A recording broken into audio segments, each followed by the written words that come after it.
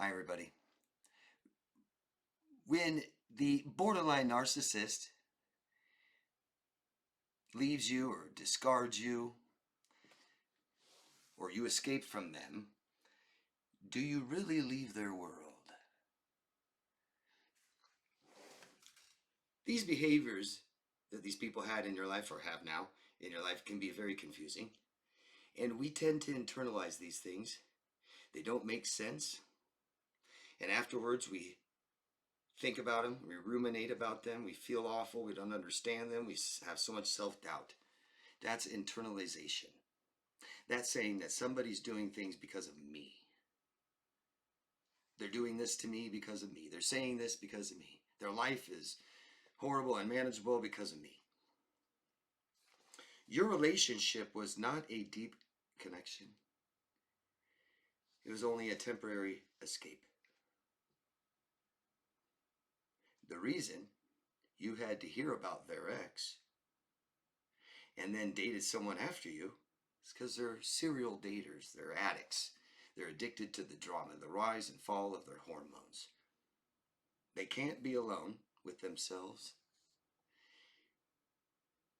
These distract them from how they feel. It feeds their ego, and they steal power from you and feel like they're in control of something, since they're not in control of their lives. This baiting they do to control you is emotionally draining. It's exhausting.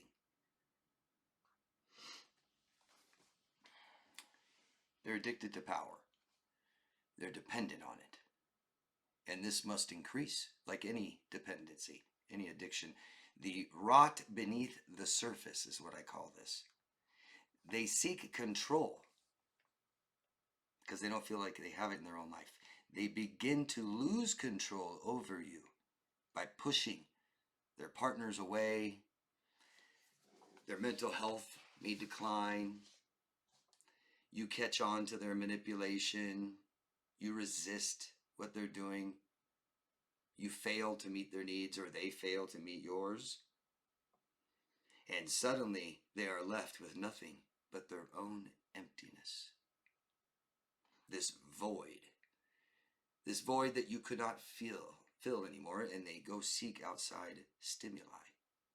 They replace you with someone else to fill their own void. Their rage will take over.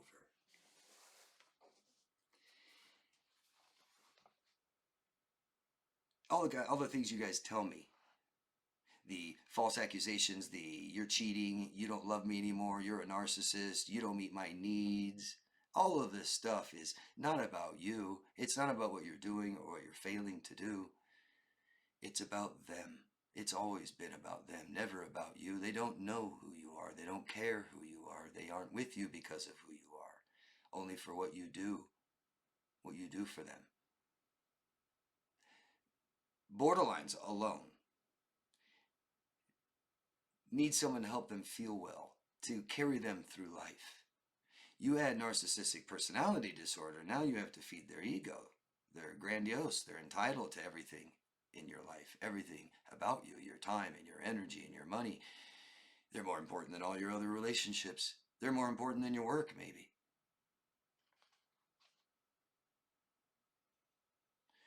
And you internalize this. They just keep raising the bar until you fail. Then it's your fault. Their distorted thinking creates distorted narratives. And they build that narrative, while they are with you. And this causes tons of doubt. You need someone to tell you, hey, that's not right. Then I recommend that you do find someone to tell you that, to listen to you. But this distorted narrative continues when they leave you, when they discard you. Either you leave or you're on to them, and they leave you. And it seems like they don't care, doesn't it? Like a sociopath.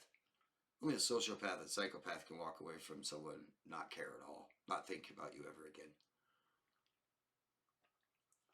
Not a borderline, not a narcissist, and certainly not a borderline narcissist. They're even worse. They can't process anything. They don't look at themselves. So they shove you down. Because you guys ask me all the time, do they know? Are they aware of what they've been doing to me, that they're abusing me? All this. Are they aware they're doing it on purpose? That's like asking you, are you aware that you have a job? Yeah, I get ready.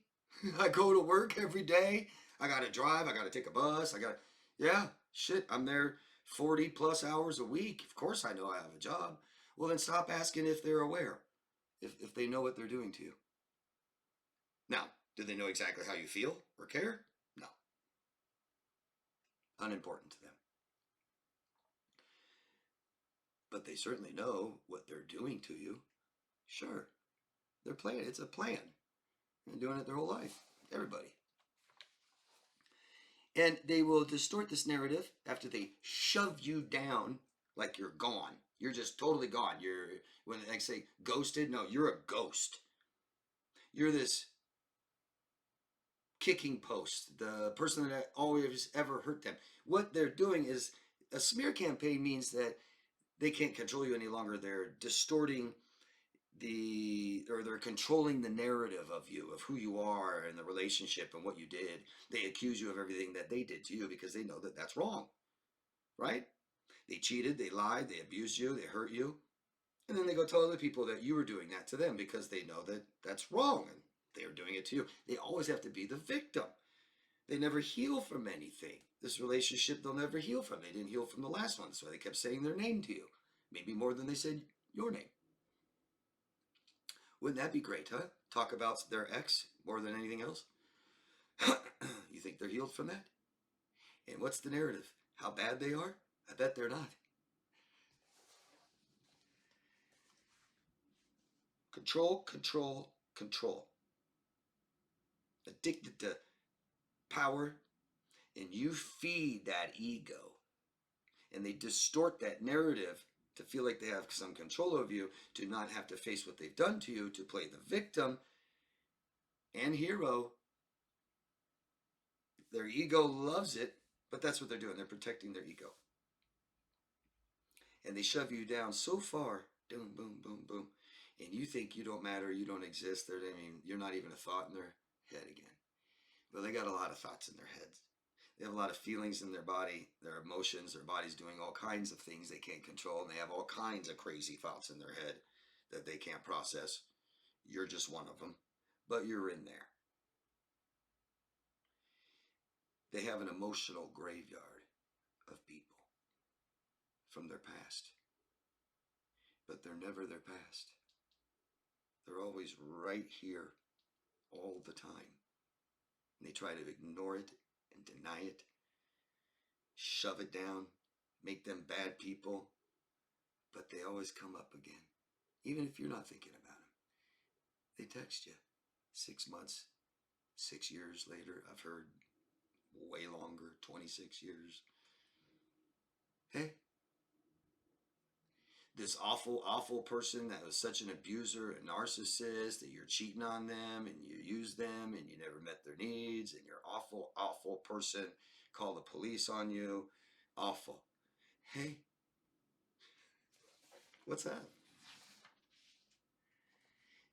They can distort you all they want. They can distort that relationship. They can distort their own selves. They can create a false narrative all they want, but they can't escape their feelings and their thoughts. They never heal. They will recycle old relationships, pull them up out of the grave, and use them again. And it could be just as simple as, hey, what are you doing? I was thinking about you, and you just answer, hey, how's it going? They never talk to you again. That's all they needed. Yeah. You, the addict. You're an addict now. Welcome to addiction. This is psychologically damaging. Our nervous system most likely isn't working properly. It's emotional trauma. Get help. Get help with these things. If you don't think you're worthy of it, and you won't get better. This isn't something that we just go rogue with on our own. If you are in something like this, step outside, tell someone, ask for help. Okay? I appreciate your experiences and things that you can share down below and ask me questions. Appreciate thumbs up, subscribe to the channel. If you want coaching, you can find me at daviddemars.com. Love yourself first, guys. Thank you.